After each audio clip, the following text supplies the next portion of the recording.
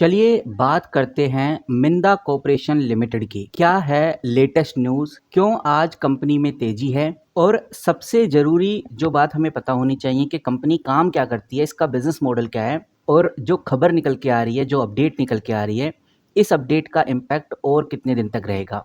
आज no doubt मिंदा corporation limited लगभग 8.19% बढ़ता हुआ नज़र आ रहा है। क्या ये बढ़त अब आगे भी हमें कंटिन्यू देखने को मिलेगी? इन्वेस्टर्स और ट्रेडर्स कर क्या रहे हैं, किस तरह से इस कंपनी को देख रहे हैं, आज इस वीडियो में समझने वाले हैं। मैं आपको बताना चाहूँगा, ये जो मिंदा कॉर्पोरेशन कंपनी है, मिंदा कॉर्पोरेशन लिमिटेड, ये भारत की सबसे बड़ी ऑटोमोबाइल पार्ट्स बनाने वाली कंपनी है और ये कंपनी पहले स्पार्क मिंदा ग्रुप का हिस्सा थी और इस कंपनी की शुरुआत मिंदा ग्रुप के बंटवारे के बाद यानी कि 2012 से हमें देखने को मिली है और अभी के टाइम पे अशोक मिंदा मिंदा कॉर्पोरेशन को चलाते हैं और वहीं एनके मिंदा मिंदा इंडस्ट्री को चलाते हैं। दोनों अलग अलग लिमिटेड कंपनी आज के टाइम पे हमें देखने को मिलती हैं और आपको बताना चाहूँगा इस कंपनी की जो मार्केट पोजीशन है वो काफ़ी शानदार है। जो टू व्हीलर होता है, टू व्हीलर का जो लॉक सेट होता है और जो वायरिंग हार्नेस होता है, इसके अंदर कंपनी 40% का मार्केट शेयर रखती है और कह सकते हैं कि इसी सेक्टर में ये कंपनी मार्केट लीडर भी बनी हुई है।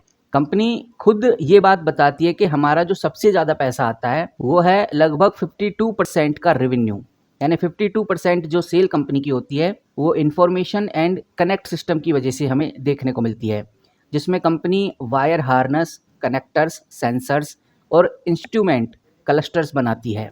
ये कंपनी के मोस्ट पॉपुलर ग्राहक हैं जो कंपनी को काफ़ी ज़्यादा काम देते हैं, जिसमें TVS, Bajaj, hero, Honda, Mahindra, Ashok Leyland जैसे प्रमुख कंपनियां हैं। वहीं कंपनी 48% का जो सेल करती है वो मैकोट्रॉनिक्स और अदर में कंपनी कर रही है। मैकोट्रॉनिक्स के अंदर सिक्योरिटी प्रोडक्ट्स आ जाते हैं, जैसे लॉक सेट तैयार करना, इमोबिलर सिस्टम तैयार करना या कीलेस एंट्री तैयार करना। इसमें भी कंपनी के बड़े कस्टमर्स हैं जो आप इधर देख सकते हैं, जिसका सबसे बड़ा कस्टमर हीरो मोटर्स हो गया, ओला इलेक्ट्रिक हो गया, जेसीबी हो गया, सुजुकी हो गया, महिंद्रा एंड महिंद्रा हो गया, मोटर कॉर्पोरेशन हो गया।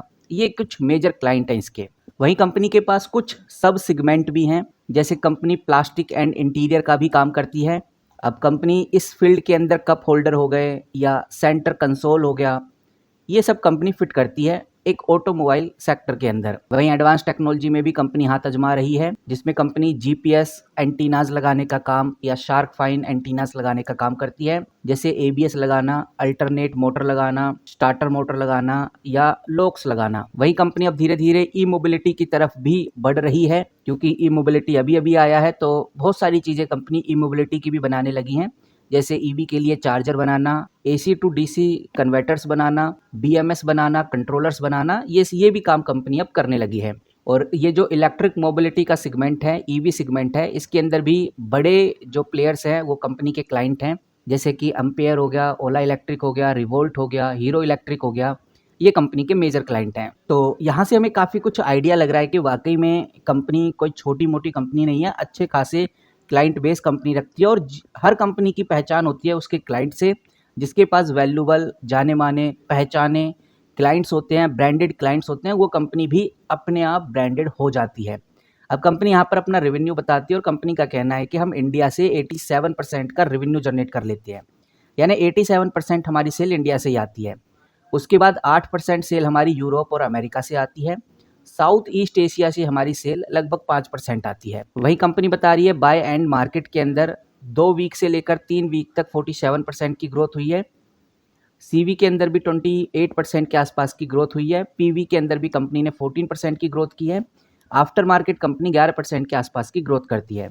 अगर कंपनी के प्रोडक्ट्स की बात करें तो सबसे ज़्यादा जो कंपनी का प्रोडक्ट बिकता है वो है वायरिंग हार्नेस, जहाँ से कंपनी 30% का रेवेन्यू जनरेट करती है। उसके बाद जो ये लॉक सेट्स होते हैं, लॉक लगाने वाले सिक्योरिटी सिस्टम, 24% का रेवेन्यू जनरेट करती है। डाई कास्टिंग में भी कंपनी 16% का रेवेन्यू जनरेट करती है। इंस्ट्रूमेंट क्लस्टर्स के अंदर भी कंपनी 15% का रेवेन्यू जनरेट करती है और जो कुछ और इंस्ट्रूमेंट होंगे, कुछ और इक्विपमेंट होंगे जो कंपनी बनाती है, वहाँ से कंपनी 15% का रेवेन्यू जनरेट कर लेती है।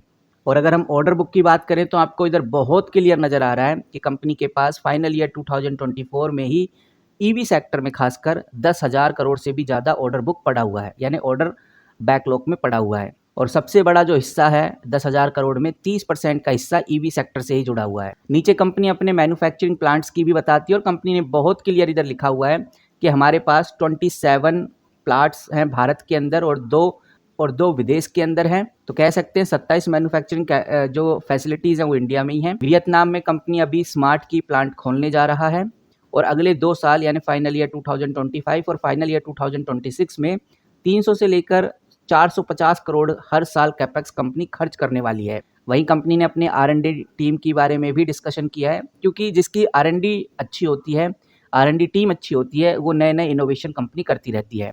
कंपनी ने अपनी R&D टीम के बारे में बताया है कि जो हमारी रिसर्च एंड डेवलपमेंट टीम है, उसने फिलहाल अभी पुणे और बैंगलोर में स्पार्क मीदा टेक सेंटर के नाम से पूरा खोला हुआ है, जिसमें कंपनी ने 270 से भी ज़्यादा पेटेंट फाइल किए हुए हैं। फाइनल ईयर 2024 में 69 पेटेंट कंपनी को मिले थे।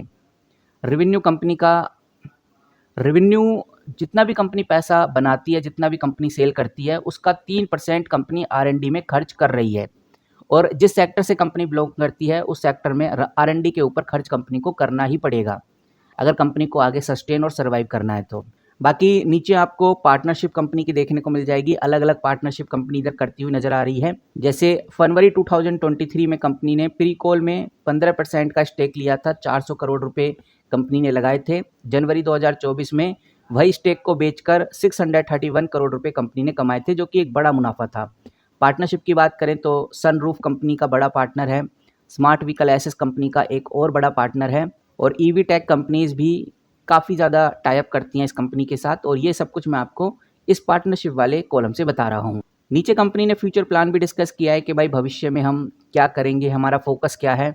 तो कंपनी बहुत क्लियरली यहाँ पर अपने फोकस को डिस्क्राइब करती है। कंपनी का कहना है कि हम प्रोडक्ट को मैकेनिकल से मेट्रॉनिक की तरफ ले जा रहे हैं। EV, ATV, of road vehicle, E bike, e rickshaw में हम ज़्यादा एंट्री करना चाहते हैं और पोर्टफोलियो हमारा डाइवर्सिफाई रहेगा ताकि मार्केट में जो कंपटीशन चल रहा है उससे लड़ा जा सके।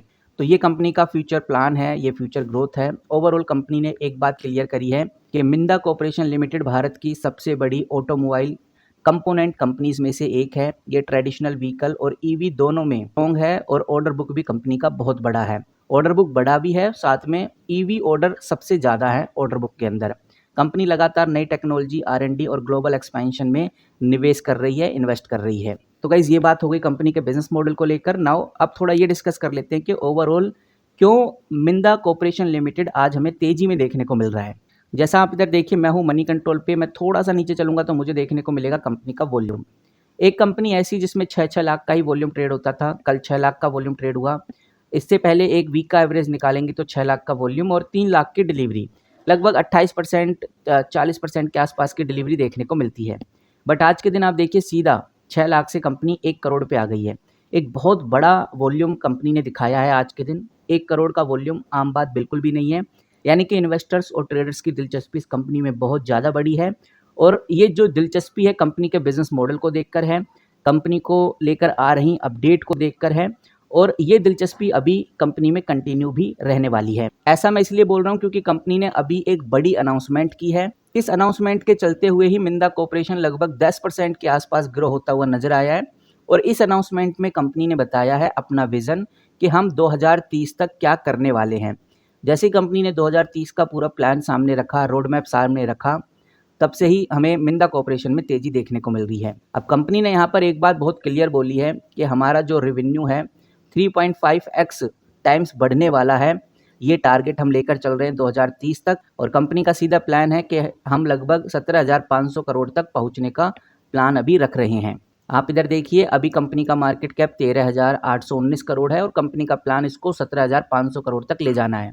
और समझने वाली बात यह कि कंपनी का जो विजन है 2030 तक का, वो क्या है और इस विजन के ऊपर हमें क्यों ध्यान देना चाहिए, ऐसा कंपनी क्या आइडिया लेकर आ रही है जो काफ़ी इंपॉर्टेंट है। तो सबसे पहला जो कंपनी ने अपना प्लान बताया है वो यही है कि हमारा अभी जो रेवेन्यू है 5,100 करोड़ आता है फाइनल ईयर 2025 के अकॉर्डिंग, लेकिन हम इसको 2030 तक 17,500 करोड़ तक ले जाएंगे। तो पहला प्लान तो ये है कंपनी का।